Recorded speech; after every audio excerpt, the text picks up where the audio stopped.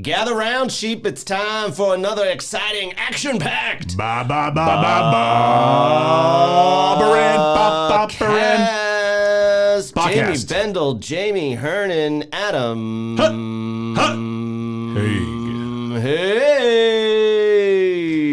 I used to get upset about that long intro of Adam. However, now that we have transcripts, really I like it because the transcripts can't get that right. Yeah. So it says it says Jamie Bendel, it says Jamie Hernan, and then it just butchers Adam's name, which That's I love. actually how I avoid being caught by the CIA. Oh. Yeah, I can defeat transcripts by my big introduction. It's kind of it's a tool of trade. It's a tool of the trade. That's brilliant. Okay. Yeah. And that falls into the category of sources and methods. Yeah, sources and methods. Sources and methods. Sure. Yeah. Nice. All right. If you were going to be a spy, do you think a spy has a business card? Yes, absolutely. They have to have a business card because, in fact, I think you have to have multiple business cards. But no matter what, the company has to have the term industries in it. Maybe. Interesting. Maybe. And I think the best business cards are ones that say consultant, because you can kind of play that any way you want to. Vandalay Industries. Or it's like a Phoenix. Consultant. It's a Phoenix Industries or like a Caribou Industries. Something. Yeah, something really vague, but yet sounds very identifiable. And it all rings back to Central Intelligence. All right. So our guest on this episode spy. has an interesting, we think. Maybe. Possible spy. Okay.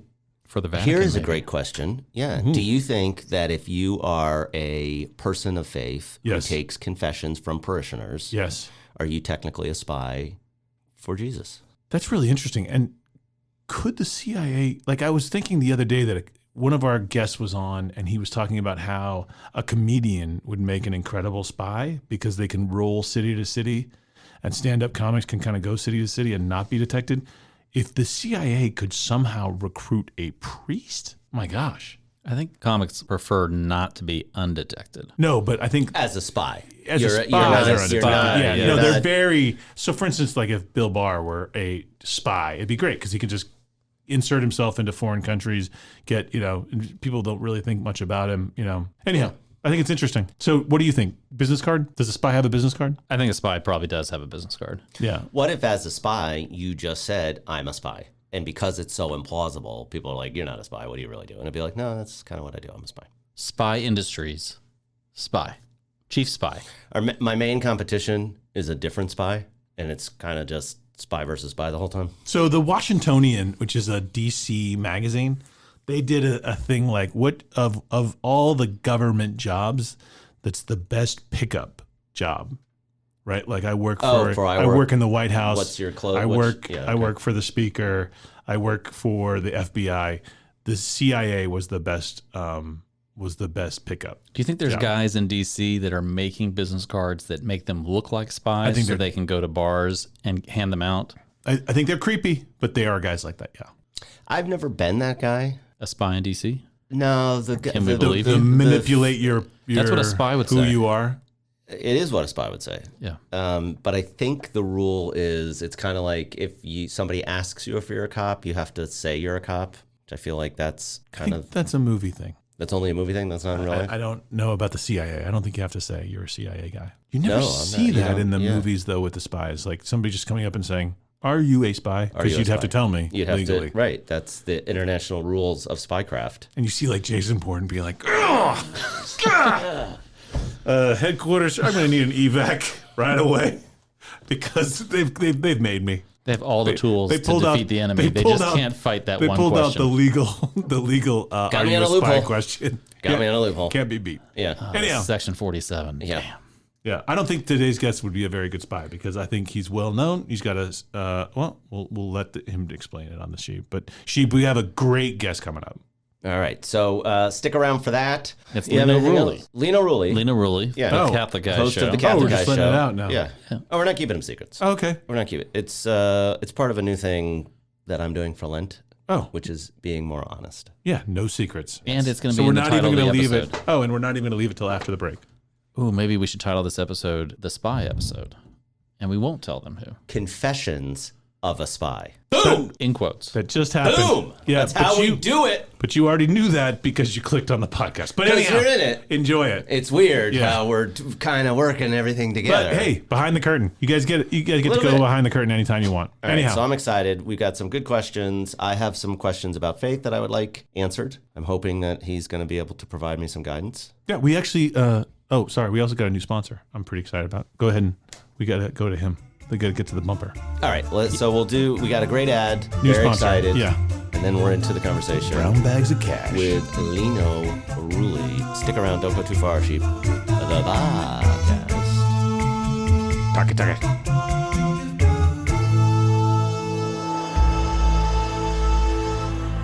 Hey, Adam. Jamie. What's up, buddy? We've got a new sponsor. They're based out of Minnesota. Have I told you about my Minnesota thing? You have told me about the Minnesota thing, and this is going to make you even more excited about Minnesota. These folks are called FindSomePermafrost.com. By the way, I'm pretty sure my Minnesota thing helped us land this sponsor because I talked about how great people from Minnesota are. So I'm psyched that they're joining us. Another great sponsor. What do they do? Yeah, so if you are in most areas of the country, Yep. and the temperature is actually reasonable, Yep. and you need to know where can I find some permafrost, Yep. you go to permafrost.com. Yep. That's our sponsor. And they will point you to where you can find permafrost, which is almost 98% of the time in Minnesota. But you got to go to Minnesota to get it? Or in Georgia, can I get some kind of permafrost down here? No, they will ship it to you in a container, ice packed and everything. They will send you permafrost for you to have at your home, wherever you're located, where it's nice and warm. Will it keep me cool? Can I help my air conditioning bill with this? Or how does that work? It's so cold that it will last up to 3 months. Oh, that's awesome. And do I have any kind of frostbite or anything that I need to be No concerned about? frostbite. It comes with a pair of gloves, and you can eliminate AC in your house altogether. Oh, these people from Minnesota, they're just good people. They are. I tell you, because it's hot everywhere. It feels like it's hot everywhere. I Now- hate Georgia summers, so give me some permafrost in July in Georgia. Yeah, all day. Yeah. All day. Now, there is a limit because they don't want to get rid of all the permafrost because Oh. then it warms up in Minnesota, and then the people maybe get a little more grumpy. They're not the same. Right, they act like Florida people. Exactly. So there's a limit, but if you use the code BHHcast, Sure. you can order twice the limit of permafrost. Whoa. No joke. Whoa. So we get twice the restricted limit. Exactly. What are the people of Minnesota going to do? Well, I have heard that there's some people in Minnesota who are faking addresses in Florida to have permafrost sent to them to then get and bring back to Minnesota. To replenish their... That's why these Minnesota people, they're so smart. Yep. Anyhow, podcast listeners, you're going to love the permafrost. I love the permafrost. It keeps me nice and cool, and it drives down the air conditioning bills. Not a real product. You know you don't like it when it gets all hot, so get yourself some permafrost and get it under them coveys and, maybe just binge watch one of them shows or something. I don't even know, but it's nice and cold. All right, welcome back to the BHHcast. Jamie Bendel, Jamie Hernan, Adam Hey. We have a very special guest with us this evening. I'm very excited about this conversation for a variety of reasons. We'll get into those as we begin our conversation with our guest. Let's welcome him now to the BHHcast, Mr. Lino Rulli. You pronounced that name, Jamie, as if you've practiced it for minutes on end. So congratulations. I appreciate that. Nailed it. I appreciate You're that. welcome. Yeah. I have this in doing a little prep for tonight's episode. I appreciate the degree to which humor has kind of played a role in your life. This year, will be 30 years as a stand-up comedian, and I will tell you... Do you get a chip for that? It's like Alcoholic Anonymous? I would say that there comes a time when you realize you should have progressed further. Yeah. I've been doing this a long time. Should have been further along. It's a little dubious right? at some point. Yeah. But it's that I'm going to forget somebody's introduction, right? And then you're always giving an introduction to the other comedian. What do you want me to say about you? And as you get towards the end of your set, yeah, you're 30 minutes deep into your set, and all of a sudden you're like, oh my God, what did they tell me they wanted me to say about them? What was that guy's name? Which joke am I really wanting to end this set on? And then secondly, what were the credits that they gave me? Right. And am I going to mispronounce their name? Yeah. Anyway. It gets dangerous. But you got Lino's name right. I got Lino's name right. Yeah, it was well done. All right, so Lino, we like to start our show by introducing the guest, letting the guest introduce themselves. And we ask the very basic question, which is, what is your calling card? You know what I'm very proud of is I've never had a card in my life. I've never had a calling card. I've never had a business card. And whatever it is I do would be impossible to fit on a card. And I've always been very proud of that. It tells you, obviously, I have very little to be proud of, that is something I am actually proud of. I think there's goals in life, and that's a good one that says I'm going to not have a card. I will never have a business card. I will always live a life without a business card. That sounds like something that a spy would say. Well, spies also say that, yeah. But they, I actually think, I was going to say spies always have a business card.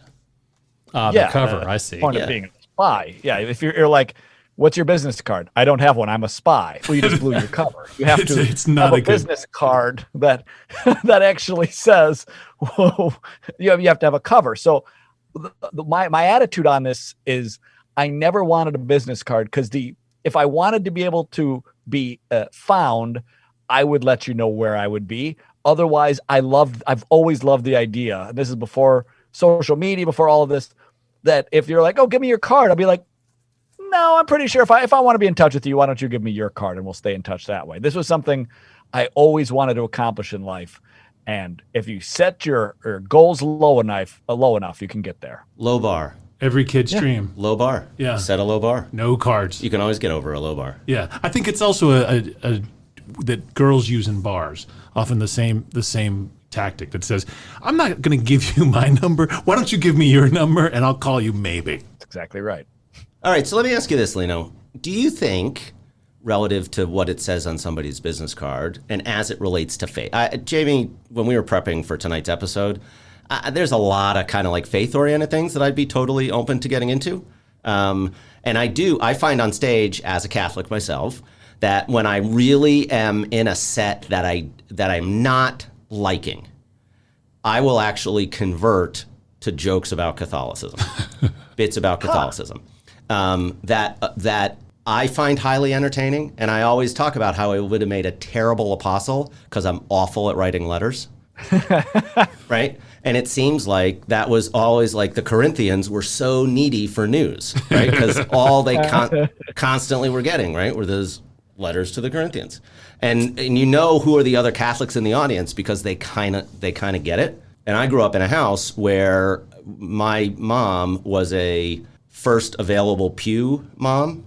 And so I lived in this constant fear that it was going to be the mass where the priest went into the crowd and like asked questions, and I was going to be ill prepared and be embarrassed in front of the rest of the congregation. You, the little Bendo boy. Yeah. Why don't you tell us? You know us. this And one. I'm like, oh, no, please, no, Father, not today. Can't we keep sit walking. 2 rows back, Ma? Yeah, right? please walking.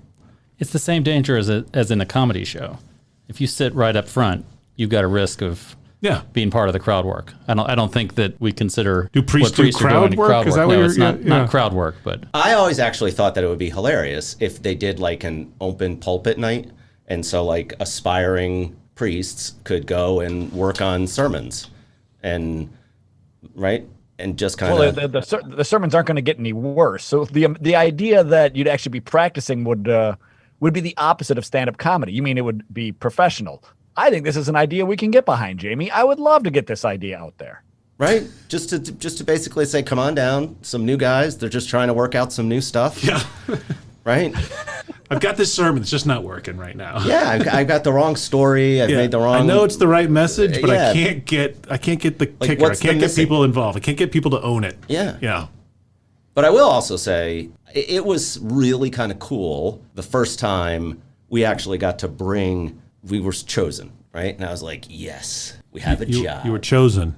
Yeah. What do you bring mean up the chosen? gifts. Bring up the gifts. Oh, right. Okay. Yeah. Like that was Yeah, kind I of. wanted to let you know, Jamie, that's usually Judaism. Actually, they're more chosen than we are. Yeah. They're actually That's the true. chosen one. That's true. Yeah. That's true. Yeah. Yeah. Yeah. I host right. a show called The Catholic Guy, not the Jewish guy, but. Well, okay, so I do have a technical question. It's Lent. We're just starting Lent. Is there a window at the beginning where you get like a mulligan, where you've forgotten what it is that you've given up and you inadvertently do it? Yes, there is. Now, there's this thing about Lent that somehow a lot of people have not noticed or paid attention to. A lot of times the Catholic Church, whether you're Catholic or not, the Catholic Church tries to, it appears like it wants to run your life at all times. With Lent, You know what the church says about Lent? Like what you got to do? You have to abstain from meat on Fridays, and you have to fast on Ash Wednesday and then Good Friday. Otherwise, if you gave up rutabagas for Lent, you did that completely on your own. So if you accidentally ate a pound of rutabagas one day, which is super bizarre if you did. But it's probably also why you gave it up. Yep. That's right. If you have a very unhealthy relationship with rutabagas, and you're like, I really want to give this up because my relationship with God is that strong. I'm willing to sacrifice. And 2 days into Lent, you're a pound of rutabagas in, and you go, oh, I forgot I gave up rutabagas. It's a mulligan because nobody ever told you needed to give up anything for Lent. You totally did it on your own. So you don't even really need a mulligan because there's no rules. You just have to go, oh, no, I'm going to give up rutabagas for Lent, except for when I want rutabagas. That's the genius of Lent, believe it or not. Interesting. So it's kind of a self-imposed restriction that people do beyond I have to tell you, I'm a little heartbroken. Yeah. Because you've been working all this time to get your Lent record really good. I feel like and suddenly you're like, hold on a second, no fish on Friday, okay, so hang fasting on a 2 days. I can do that all day. I've been giving up booze for a couple months. Wait, but if what he's saying is correct, then how do so many people still have it wrong? Because not everyone has my genius. No, this is Jamie, this is completely true. It's just never been really talked about. But if you were to say, well, show me in the Bible, that wouldn't be a case, but show me a papal document or a Vatican document that says you need to give something up or take something on for Lent. It just doesn't happen. It doesn't exist. So it's kind of taken on a life of its own where you're like, well, I'm giving up booze for Lent. Okay, well, you decided to. And then if you're like, oh, I screwed up. It's like, well, that's not a sin. If you give up killing people for Lent and, you slip and, you stab a guy, but you didn't know you were going to kill him, but he ends up dying. Right. More manslaughter than murder. Still right, but it's a sin, but it's not a sin because you did it during Lent. It's a sin because you killed Shouldn't kill people. You might feel worse about it. As long as you don't do it on Friday. Because you tried to give it up. Yeah. I tried to give up killing people. I bludgeoned a guy with my fried fish. Oh. Right. Right. I mean, I've been to some fish fries where I wanted to get back there and at least strangle the cook. Walk us through a little bit. Okay. So let's go to question 2. Can we move on to our question 2? Is that okay? First one, calling card. Got it. No card. All right. And I apologize. I should have been a better sport about the calling card thing. I host a radio show on Sirius XM called The Catholic Guy. Before that, I worked in TV, and I've blah, blah, blah, blah. We're going to edit all that out, Lino. We're going to support you in your cause. Right. No business card whatsoever. Yeah. It'll still be in there, but we're going to bleep it out. Good. All right. So, and I do actually think your path to that is a pretty interesting story about how you sort of made your way into this life that you've created for yourself now. And by the way, we were talking before we went on the air, or before we started recording, rather. I got to tell you, I think it's a very bold choice to get married at the Vatican. Yeah, you got married at the Vatican. Is that right? I absolutely got married at St. Peter's Basilica, biggest church in the world. Okay, so our question here is... Don't you feel like that puts a little extra pressure on the marriage? Yeah. Oh, no. I think if anything, you got it all wrong. All the pressure is off because you get married at the Vatican. She can get divorced all she wants from me. Her second marriage. Oh, yeah. Where are you going to have it at? Outside parking lot at Denny's? I mean, you're not going to top getting married at St. Peter's. So anytime you're going to complain about what a lousy husband I am, I go, well, I agree.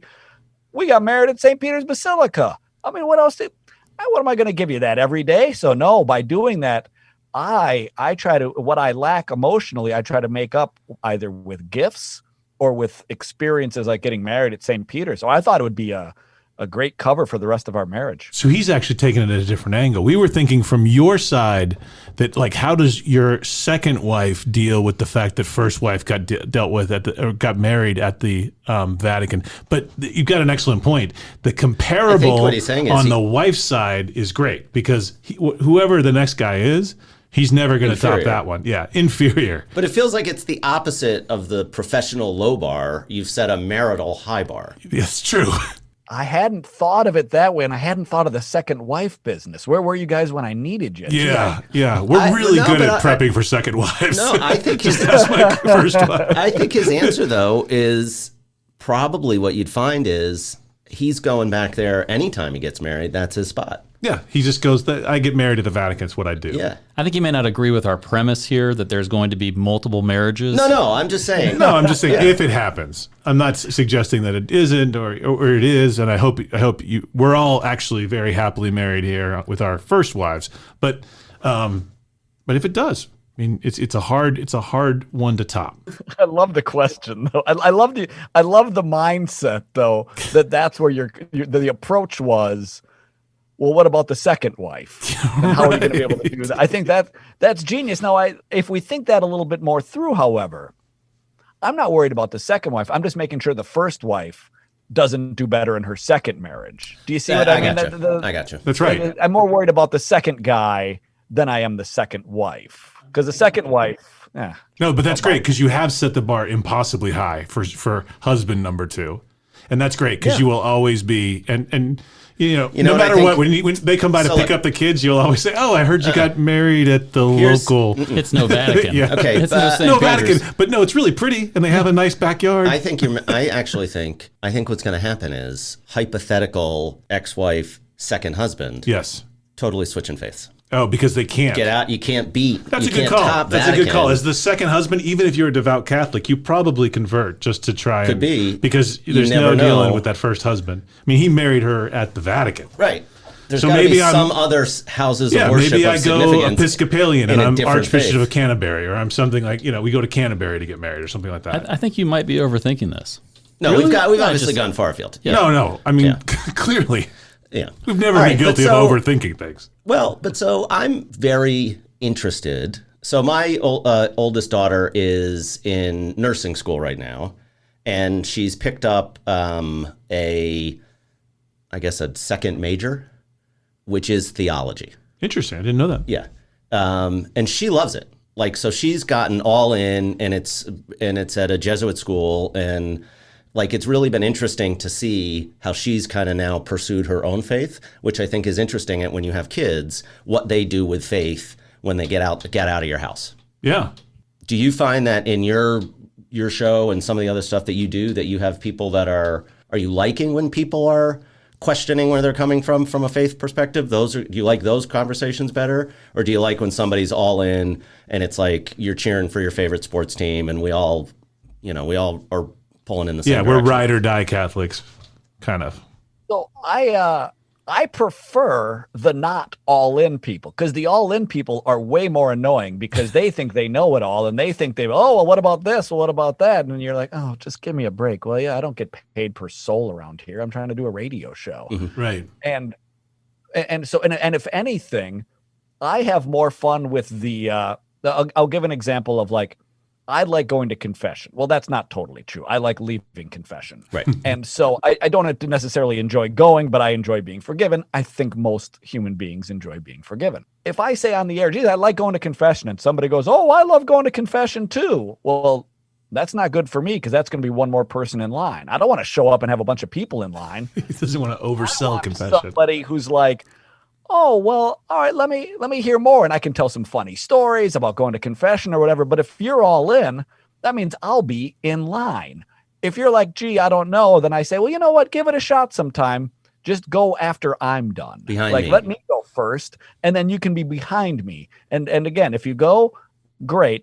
But it's not a pyramid scheme. It's not a Ponzi scheme where I don't somehow make more by you going. So somebody who's all in with any faith, and quite frankly, somebody who's all in with anything can sometimes be a little bit annoying. Like, I'm a Minnesota Vikings fan. A buddy of mine is a huge Vikings fan. And, now that we're like in the off season, as soon as I see him, he'll be like, hey, what do you think about, there's a chance we're going to be drafting a linebacker in the 6th round. And I'm like, what are we? You're way too into this thing. Yeah, right. I don't know what the linebacker. I mean, we have a horrible quarterback. Let's just complain about Kirk Cousins. Let's not worry about a 6th round linebacker. I'm guessing that the line for confession in Minnesota is shorter than at St. Patrick's. Well, the line in Minnesota, actually, the lines are longer in Minnesota because we go anywhere where it's warm. It's very cold outside, and so if you're like confessions Saturday from 3 to 4 and heat.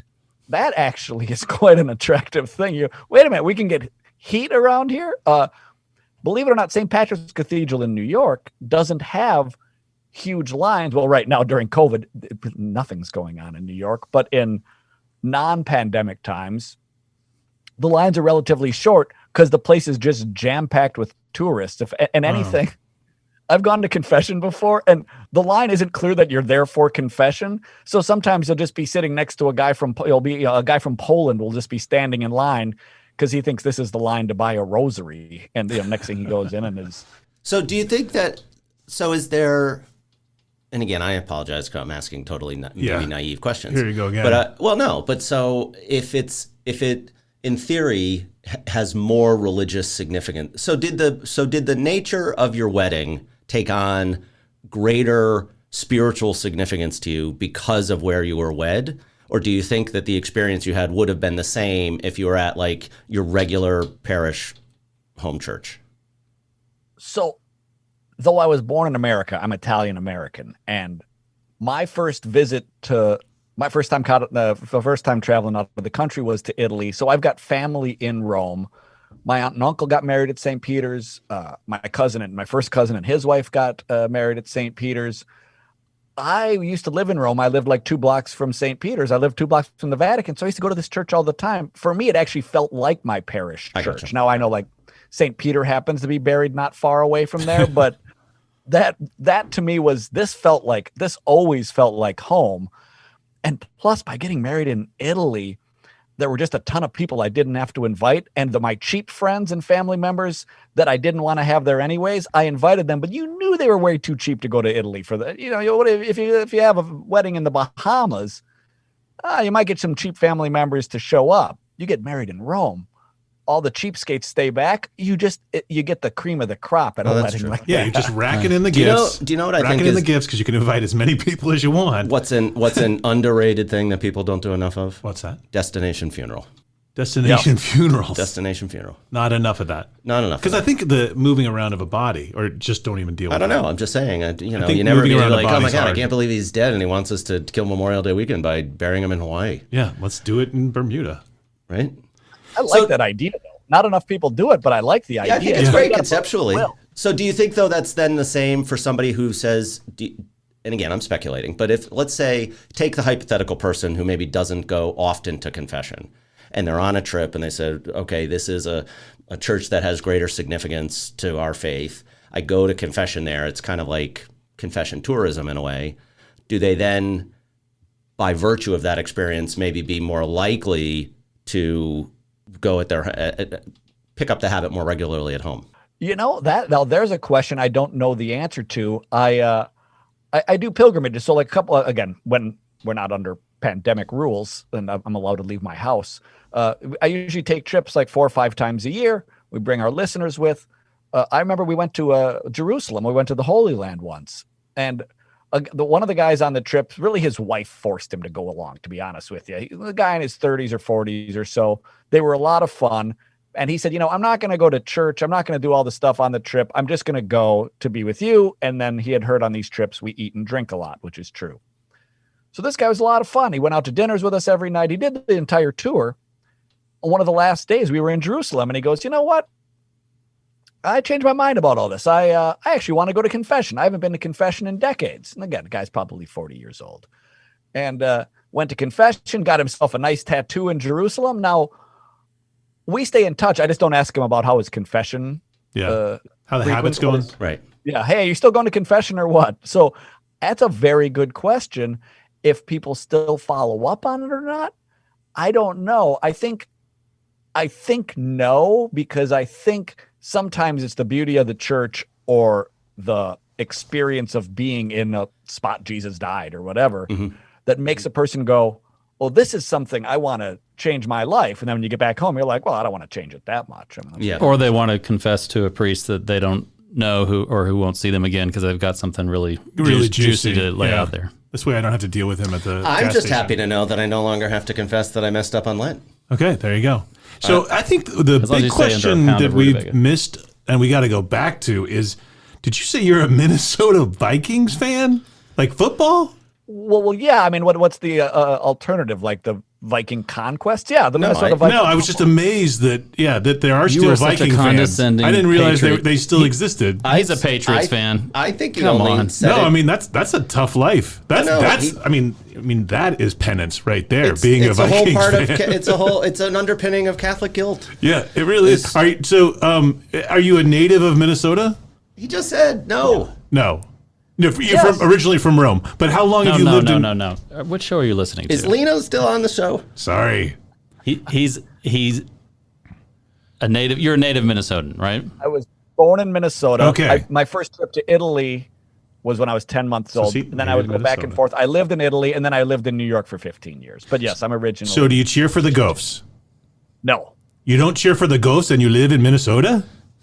So when it comes to college, I cheer for whoever I've bet on. So I'll bet college football all day long, and I don't care. Like my wife went to the University of Georgia, and if I think they can, cover, okay, I'll bet on them. Otherwise, we have just as much fun if I bet against them and Georgia wins the game. I'm like, wow, that's horrible. I just lost money. So I will bet, but my loyalty is purely to my money, and that's why you never lose money betting on Tom Brady. And I bet him to win I had said Tampa Bay would win every year the last 6 years before the season starts. I bet New England to win it all. Yeah. This year I bet Tampa Bay to win it all. It's paying well. There you go. Tom's paying well. Now you're speaking Adam's language. All right, so believe it or not, we have not even gotten to question 2. We haven't gotten to question 2, so we're going to do question 2. So if your wife was a University of Georgia graduate and you spend any time here in the South, you may be familiar with the concept of a meat in 3 restaurant. No, he's not. This is the first time we've been able to see not only the confused look, the confused sound, but also the look. Don't worry, no one ever knows what a meat in 3 is. So a meat in 3 restaurant, it's a cafeteria-style diner where you get a meat as your entree, and then you get your choice of 3 sides. Sure. Okay. So in this analogy, what we ask our guests is, what is the meat? What is the anchor, the defining thing around which the rest of your life is organized? Porterhouse. Yeah, but not actual meat. We're talking about what is your centralizing principle? He sold the joke. Okay, sorry. I thought that was a good joke. Okay, I'm sorry. He did all right. You rushed right into him. I saw it coming. I muted Adam. Don't worry. Okay, good. So what is that guiding principle? I know the answer is supposed to be God, but in reality, the guiding thing in my life, the meat in my life, is what's going to be the most fun. Okay. That, unfortunately, is what I learned in therapy, among other places. I'm always chasing after the next high, and the next high is just what will be fun. So the answer is my meat is fun. That was a weird sentence. No, but we appreciate what you're saying. So then I told the guys on this show to keep it clean for this episode. But I forgot to mention that to you, Lino. All right. So now the question is, what are the 3 attributes that you would like other people to most closely associate with you? Travel, drinking, Catholicism. Wow. Okay. So let's go to the drinking. What's the drink of choice? I'm so much fun. When it comes to beer, I really go out of my way. It's Bud Light. That is... I've heard about that. I honestly love people from Minnesota. The Vikings, not my football team, but the people of Minnesota are always good people. And I like people that like Bud Light and maybe drink it from a Stein. I don't even know, but... Is it a frosted mug or is it just Bud Light can bottle? I need a Bud Light can. Just drink them as fast as you can get them. But I know that's not the classy answer. So then I will say, well, what about, this is really dumb, but a few years ago I realized that there's less calories in the clear liquor. So a Kettle One and Club Soda. See, we keep asking. I just want to point out. Okay, go ahead. No, I want you to go ahead. I was going to say, Lino, will admit that I have spent more time than I probably should have on a website called efficientdrinker.com. And it will tell you basically the most calorie efficient drinks. So as it turns out, the most efficient in terms of delivery of alcohol to calories in it is the Bud Select 55. It's so funny. There's a local pub that we go to near our house, and when my wife walks in, they pull up a Michelob Ultra, and when Jamie walks in, they pull up a Michelob Ultra. Yeah. It's the beer that goes with everything. Yeah. You know, we're actually asking some kind of dumb questions because we've got Lino on video, and I've asked him what his drink of choice is, but behind him, to his right, I see what appears to be a number of drinks of choice. Adam asked him if he's actually a Minnesota Vikings fan, and there's a helmet there in the upper right. We're not good at clues. We would never escape the escape room. No. And then, of course, we've got the Foo Fighters there. Lino, I'm going to tell you a quick Foo Fighters story. When we had, I don't know what it was, I think the Super Bowl was here in Atlanta, they erected an entire building for one concert, a Foo Fighters concert, and I think it was AT&T or something, erected this giant concert venue. I happened to go to that show. It was amazing. And the Foo Fighters performed there, and then they tore the thing down. And it wasn't a tent. It was a fully erected steel building just for the Super Bowl. Wow, one show of Foo Fighters. That was a really long story to get to nowhere. I mean, we just really, Foo Fighter stage goes up, Foo Fighter stage goes down. You tell that story next time you go to confession. Man. You tell that story for a second time. Like you asked for an apology. You were worried about us wasting time on the Vikings. like that's an incredible story. I mean, so there was this stage, and it went up. They did a performance, and they took the stage this is not a down. stage. This That's what I'm talking about. Okay. All right. No, it was an incredible story. Let's Don't get get me to wrong. So, Lino, we do Hold on. Is it a sin for me to hate? So, yes, because I'm feeling feelings of hate right now. I want to tell Lino something, though, that I tell all my people that I meet from Minnesota. I've never met anyone from Minnesota that I didn't like a little bit. And I think there are bad people in Minnesota. Don't get me wrong. I'm sure there are. I haven't met them yet. But in my book, if you walk up to me and we say, oh, where are you from? And they say, I'm from Minnesota, you're +2. You get 2 points automatically right off the bat. If you say, I'm from Florida, -2. Right, you get -2 from Florida, +2. Everybody else is in the middle. I'm not saying there aren't good people from Florida. I'm just saying you have a hurdle to get over. I think you should just be less judgy in general. No, people from Minnesota are good people. Don't be judgy. They're just good people. I think it has to do with the cold. I think you have to be inside with people a lot of the year, and so you have to be at least tolerable from a social level. Now, a couple of things. You mentioned -2, which is actually the temperature right now, and secondly. I can't help but wonder if some of your anger happens to be because Tom Brady went down to Florida and gave them a Super Bowl. So I wonder your negativity towards Tampa Bay. By the way, it's a dump. But I can't help but wonder if some of the anger is because they... there's some rechanneling. Yeah, there's definitely some rechanneling. Turns out Tom Brady is just the greatest of all time. Yeah, and he's not mine anymore. Yeah, he's now seeing another team. Oh, I know. Yeah. So, all right. So we have our rapid fire round. These are questions we kind of draw out of here. It's a icebreaker box set of questions. We just pull some out. We ask them to you. It's kind of a lightning round. Shorter the answer, the better. And these are incredibly deep questions that we're only going to take short answers for. Yep. And you have the choice. Would you rather go clockwise or counterclockwise? Clockwise, obviously. Before we start, I've got a Foo Fighters story. If you wanted to kill me now. Okay. Kill me now. All right. All right. Clockwise, does that mean? Starting with you. Starting with me. Okay. All right. So where's the edge of your comfort zone currently? Outside. It's very cold out. Indeed. All right. Next. Where are you falling short of your potential? Right here, now. Okay, good. All right. Where do you need to think bigger? Not my waistline. Where do I need to think bigger? I need professionally. I need to think bigger. I need to think creatively how to make the show bigger, as if it could be any smaller. That's what I need to do. I need to think bigger to get more attention to the radio show. Excellent. Trust us, it could be smaller. Go ahead. We know. Go ahead. When did you lose your ability to dream like a child? As soon as I started working in Catholic radio. What does it mean to be human? Wow. Uh-oh. That's a... How is that an icebreaker question? The meaning of life. I have just handed you my business card. By the way, what does it mean to be human? Yeah, I am human. To love. I love it. I love the answer to love. If you had to switch places with another person, who would you choose and why? Dave Grohl. Especially if Jamie will tell that story again. I've got another confession to make. I was at an event one time, where the person, kind of like the guest of honor, is being introduced.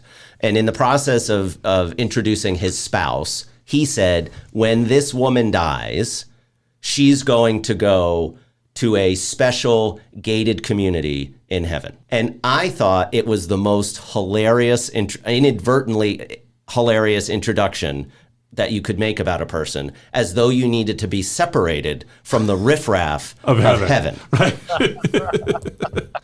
I'm just happy. I don't want to be among. Clearly, too many people up here. Normal saints. I want to be. I'm in the saints section. Yes, it's a really good stuff. Yes, I'm in. We get only the best prime rib in the saints section. Do you have any questions for us? What does it mean to be human? Ooh, I like the love answer, actually. I actually do have a question that you may not necessarily know the answer to. Are you aware of a religion that penalizes you for when you adopt it as your faith? Are you aware of a faith for which it is too late to become an adherent of it in your life? Zoroastrianism. Is that true? No, but it starts with the letter Z. Okay. And when cool. Yeah. I didn't know. Z and nobody gets around to Zoroastrianism. Don't question the guest. No, He said that very confidently. You did actually. Yeah. But I am asking the question legitimately. Is there a faith where it says you've waited too long in your life to accept this faith? You can't become our religion. You can't become a member of our That's a great question that I would not know the answer to, because I barely know about Catholicism, let alone. So I got Judaism, I got Christianity, and I got Islam. I could answer some questions about those. big three. And, they'll all let you in any time. Right. So then the question that I had about that. So I had a very good friend. I went to a Church of Christ law school. Okay. And so I had some very interesting questions with my classmates about the concept of made in God's image and whether or not that meant whether aliens could be Christians, right? And there may or may not have been adult beverages being consumed in a portion of the formation of these questions. But I got wondering whether or not the in some end analysis, does it matter the belief that you have or that you have a belief? It matters the belief that you have, because there are people who believe nutso things. And if you believe nutso things, bad things happen in the world, right? Right. So Fair. Like worshiping rutabaga. yeah, that's an unhealthy relationship with it. Right. So belief does matter in this life. And then, whatever happens next, there will be some basis on how you believed. Religion all says, well, okay, whether it be Islam or Judaism or Christianity or whatever, how you believe will be one thing, how you lived it out will be another thing.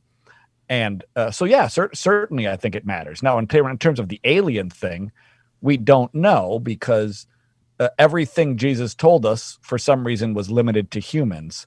He didn't ever comment on The existence of aliens. I mean, he was talking to his audience, right? I mean, his audience was mostly human, so he was like, you got to know the crowd. these people right? aren't going to be too crazy about the alien stuff. They probably don't care much about elephants. Paul was too busy writing to the Corinthians, guys, I would go, but the Corinthians, you got to know need your another letter. Know your audience. I mean, you gotta. And honestly, you could take another lesson Jamie could take from Jesus. Know your audience. The whole Foo Fighters story. Come on, man. All right. So, Lino, where can people find you without the business card? Where can our listeners find you? Well, Minnesota, but I hope they don't stop by. I got a radio show. It's called The Catholic Guy on Sirius XM Satellite Radio, Monday through Friday, 4 to 6 p.m. Eastern. That's 1 to 4 on the West Coast. You can go to CatholicGuy.com. I'm on social media.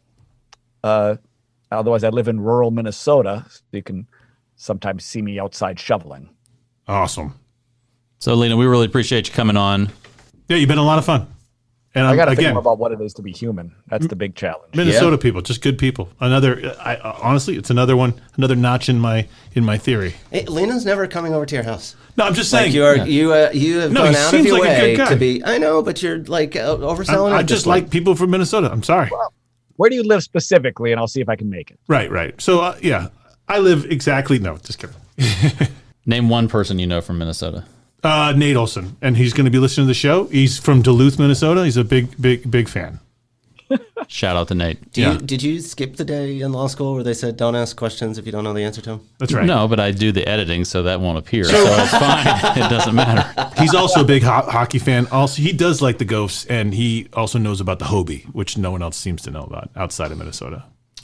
Hey, so Lino, did you just turn 49? Or are you About to. Yeah, I turned 49 in October. Watch this. November, December, January, February. 4 months ago. 4 months ago. Okay. All right, so 50 this year though. Well, I mean, let's not. Don't take ahead of anything for ourselves. granted. Jump to any conclusions? Got a long ways to go before we hit that thing. But Yeah. yes, the idea would be that I'll turn 50 sometime this year. It should be late October. That's usually about when it lands for me. Okay. And the weird thing is I'm the young one of all my friends. So all the guys I went to high school and college with I skipped kindergarten. So like when everybody turned 21, they all turned 21 like junior year of college. I turned 21 late October, senior year of college. So I was the last one to turn, but now everybody's 50 or 51 and I'm still in my 40s. Do you feel like you're starting to run out of real estate in terms of things you want to accomplish in life? Oh yeah. I mean, it's a disaster, right? This is a nightmare being this old because you've lost all hope and now we're just trying to survive. Right? Okay. Yeah, I think it's just a weird. I get the sense that there's this odd, and I don't know if it's a social media driven thing, but there's like the memification of everything, and sort of the affirmation memes and all that other stuff. I think is all trying to get at wrestling with the fact that you at some point have this awareness that you're running out of time. It does feel like a downhill slope from this point. See, I was thinking professionally. I wasn't thinking personally. I was thinking professionally, there's not a lot of room to go anywhere. Yeah. In terms of personal, I mean, I don't know, I'm still going to sit around and drink with my friends until we're all dead. So personally, I'm doing the same thing with my same friends that I was doing 30 years ago. Yeah. We'll just keep going until we drop off. But I was thinking more professionally, looking down the road saying, oh, well, the things maybe you hope to accomplish as a 20-something, those dreams have been crushed. Okay, so if you had the choice, would you rather be the first of your friends to die or the last? Jeez. That's like the human question. We've got a bet going, a death pool. I don't know if you guys do this or not. We're going to now. We all put money in to see who, and then the guy who dies last gets all the money. And so there's motivation for me to survive at this point. And murder your friends. Well, yeah, the better question for him is which of your friends... There's actual motivation to murder your friends. Which of your friends do you want to die first? That's the better question. Well, No. we put odds on one guy already because he's very unhealthy. So Okay. we have a separate bet of who will die first. That so we seems have a little who will horrible. die, which is separate from the bet of the last guy standing. This is kind of like a Super Bowl squares type of thing. Yeah. Oh, you got to fill in the squares. You got to pick the numbers. Yeah. I actually think maybe now that I'm thinking about it, the reason why the elderly make friends so easily is they're constantly trolling for pallbearers. Right? Good. I like it. Yeah. You look like you could still lift the box. So what's going on with you? Yeah. So, Yeah. I didn't see you lifting that chair. Yeah. Maybe we could be pals. Yeah. I noticed all of your other friends are dead. Are you inviting me over just because you're Maybe we running out hang of out. pallbearers? Yeah. Admittedly, I am. Admittedly, I'm always auditioning for. That's it's right. it's like the worst wedding party to be asked to be included in, right? And how do you feel about be able to- travel for the destination funeral? Oh, you gotta definitely have somebody. That would actually be the humor that I would say is thankfully you don't all have to wear awful matching like bridesmaid suits to be a pallbearer. Like you don't that really what it should be is first person to die. Everybody has to dress up like a Buckingham Palace guard. I'm going to change my will right now. And That says everybody who's a pallbearer, I'm going to make costumed. Yeah, costumed. I always wanted to be buried by superheroes. They have to be a Marvel superhero. Superheroes, Iron Man, Aquaman. It's going to be great. Anyway. I like it. All right. Well, we appreciate it, Lino. Hopefully people will continue to pursue your work. I hope that you have still tremendous upside. Yeah, I think you do. In your professional career. Yeah, Jamie and Jamie, where, I mean, that Foo Fighters story, you don't know how you top that. So that's a pretty great experience. But hang on a second. If that's the high point of your life. But think about this, okay? It would be kind of cool, theoretically. On the day that Lino dies last, he hasn't collected all. Well, he probably had the money at that point. Yeah, because he was last. He's won the death lotto. He has to collect the money, right? He's now left. Well, I'm hoping to it's in somebody. an accessible pool. Then you get to heaven, and you make it to the front of the line. And when they get there, old St. Peter says, "I love the show, man. I listen all the time. Love the show." You get to go into the gated community. That's why we got a special spot. We've got a gated community for you. Yeah. There's a callback. Right? Exactly. There you go. All right. We appreciate it. Thank you so much. Thanks for coming in. All right, buddy. Thanks, Lino. Love the conversation we had with Lino Rulli. Yeah, it was great. How awesome to take your faith, turn it into a radio show, be willing to share that faith with us. Yep. And to be self-deprecating. Not only about yourself, but about the faith. I don't know that I did. Do you feel he was self-deprecating? He isn't. I think he is in general, but I think that he's not sort of in your face about Catholicism. He's willing to. So self-deprecating. That's an interesting word you chose there. It's a quality that people have, being self-deprecating. Is that right? That's what I hear. I thought that. So people who kind of could handle criticisms of themselves and be okay with that. No, is that they what we're talking can about? be critical of themselves. Oh, that's the difference between self-deprecating, other deprecating, and other self-deprecating. Got it. Yes, Got it. when Okay. you're another deprecator. So if Jamie were to say my story for the Foo Fighters sucked, that would be self-deprecating. But me saying it is other deprecating. I get it. I'm with you. Anyhow, good episode. Love the guy. Yeah, seems like a superstar. I hope everybody listens to his shows because he does seem like a pretty entertaining guy. I wonder how many times we can record this outro and come up with various new ways to bash me. Oh, I think we could probably go all No, night. I just think that if you listen, people who listen to the show clearly will know when people Adam knows are on the show. Yep. Always a little more deferential. People, when I'm closer with them, I tend to pull my punches a little bit. Yeah. You clearly pull punches, and that was okay.